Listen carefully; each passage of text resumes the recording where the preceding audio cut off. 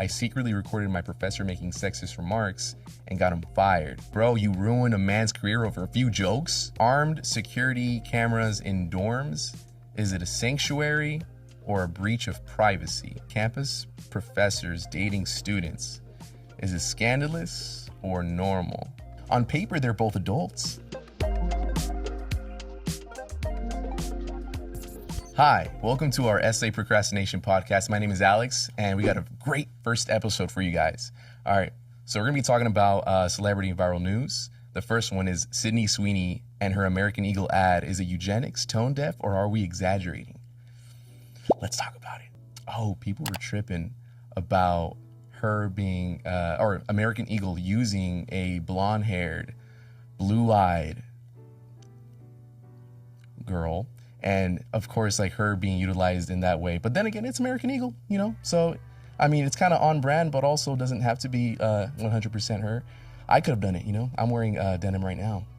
I think this could have been totally avoided. The question is, are we holding Sydney accountable for something she didn't really craft herself? Either way, it sparked a conversation. So what do you guys think? Eugenics, tone deaf, or just another Twitter overreach moment? All right, section 2, we're gonna be talking about Reddit stories. Now, the first one is titled, I f***ed my roommate and now I have feelings. Let's get into it.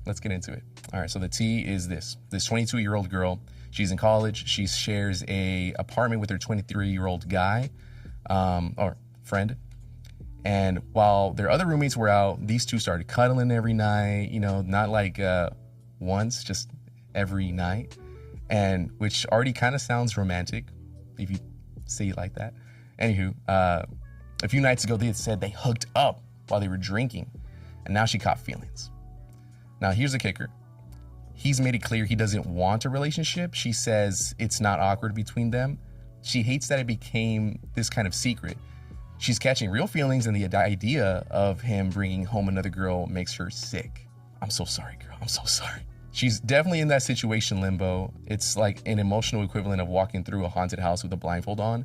Like you're vibing 1 minute and then spiraling the next. Now, her question was, should she tell him how she feels or should she shut it down completely? I'm gonna say shut it down completely. But then again, shut it down completely. That's bad. That's so bad. Okay. But at the end, there's like a little edit that says that they're now dating. So good for y'all. I'm so happy for you guys. He better take care of you. I'm so sorry. So the next one is titled Second Day with My New Roommate and He Did This. Now he did, oh shit. Yeah, it's a video. Oh my God, that's so bad. Here, so obviously right here, it shows there's a laptop. I don't know if this thing fell. Oh man. And the screen's just messed up bad. Oh, that sucks butt. I hope you have insurance, buddy. Tell your roommate that he or she needs to pay you back pronto. That is not fun. In this video right here, it looks like this guy, there's like a big dent in the front right next to the Apple sign. That is not fun. And then I think it fell from a bookcase. Okay, that's not, well, is it your friend's fault? Your roommate's fault? I wouldn't say, I mean, who knows? I have no idea. But it looks like it was a problem with the bookcase itself. Like the little thing just like slanted bad. So I mean, blame your roommate. I don't know, but at the end of the day, I hope you have insurance. The next one is called I secretly recorded my professor making sexist remarks and got him fired. This one comes from a 26-year-old student in his final year of university, and he had a professor, let's call him Dr. R, who was blatantly sexist. At first he thought that, you know, the guy was just an old school, you know, crusty, but over time it went from subtle bias to straight misogyny. He'd call on male students way more, and then he'd brush off women's answers as lucky guesses. That's bad. Okay, and say stuff like, women just aren't naturally gifted in logic-based subjects. Already disgusting. Okay, it gets worse. A girl asks a question in class, and he says, if female students spent less time worrying about their looks and more time studying, maybe they'd get better grades. Oh man, okay. And then a girl shows up in a tank top, like just regular warm, you know, weather clothes. And this man actually pauses the lecture to say, wow, dressing like that for extra credit? Bold strategy. God, okay. All right. That's I'm so sorry to whoever had to deal with that. And that old man, I'm so sorry, but hey, let's see where the rest of the story goes. Okay, so of course, like this 26-year-old guy, he starts recording and he collects weeks of these comments, jokes about girls needing help in labs, claims that STEM is too stressful for women, the whole disgusting, bingo card. And finally, he submits the evidence anonymously to the university. The school investigates. Within a month, Dr. R is fired. Now, here's where it gets complicated.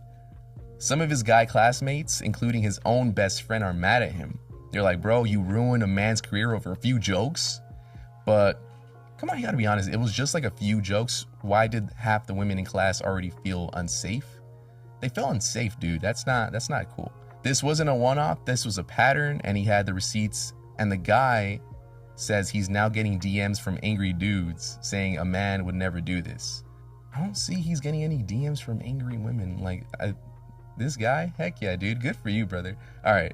But at the end of the day, yeah, a man did this. He went out of his way. He recorded all this stuff from going down, and then he got the evidence and pretty much saved a whole bunch of people from getting harassed in the future too. So good on that dude. Brother, you don't have to worry about, let's say, other dudes tripping about, let's say, you saying, oh, you got a dude fired. Like, dude, shouldn't be tripping. He shouldn't have been messing around like that in the first place. Now we're going to move on to section 3, which is our controversial campus topics. So the topic is armed security cameras in dorms. Is it a sanctuary or a breach of privacy? I wouldn't say we're safer now. Like, that kind of feels like going to, like, I can understand armed security cameras inside of a prison, inside of like, there. But when it comes down to like, actually like it being inside of a dorm, I don't think that's the move, buddy. That feels necessarily like, like literally like it's prison. It comes down to whether your school like trusts their students that are living in their dorms. And I don't think the fact that if they do put the cameras inside, then you're kind of saying that you don't like the school is necessarily saying that they don't trust the students that are living there. So if that's the message that you want to put out, then by all means go for it, I guess. But I would say it's a breach of privacy. And these are all young adults at the end of the day. So yeah, there's a big difference between security and surveillance. So what do y'all think? Safety move or total overreach? Now, the next one is, can students still say hurtful jokes under new laws? I don't necessarily know what the new laws are, but at the end of the day, there's a difference between free speech versus sensitivity culture. I would say, yeah, you can, still say some hurtful jokes if it's with your friends or if it's with people you actually know. But when it comes down to people that you don't know, you don't necessarily know, like, their humor and their tone of, like, let's say, you don't know if they're messing around or not. So you don't necessarily know if someone's, whether they say making a joke or if they're actually like being serious. So I would say don't even try it. Yeah, there's a fine line between standing up for others and over policing everyday conversations. Some punchlines are okay, at the end of the day. Others harmful. I know I have very, very fun arguments with my friends, and then it does not stay clean. So I would say have fun, but not the cost of you going to jail. The next topic is campus professors dating students. Is it scandalous or normal? All right. On paper, they're both adults, but when one grades your work and holds your future, that power dynamic, it kind of hits different.